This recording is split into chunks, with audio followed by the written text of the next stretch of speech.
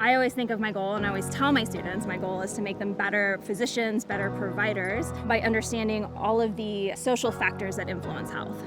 What I teach is classes like medical sociology and health disparities, primarily to pre-med students. I'm interested in the health of what we call vulnerable populations. And so my work specifically involves working with people who are involved in the criminal justice system.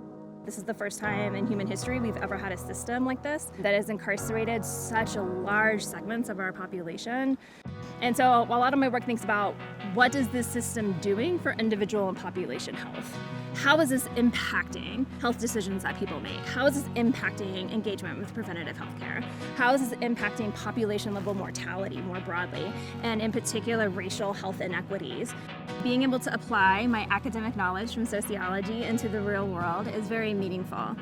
At the beginning of the pandemic, my colleagues and I, we co-founded COVID Prison Project because we knew COVID was going to be very bad in these spaces. I direct the Miami Health and Justice Research Lab, which includes undergraduate students, graduate students from multiple disciplines, including the Miller School of Medicine, as well as non-student staff. And I always incorporate students in each one of my projects.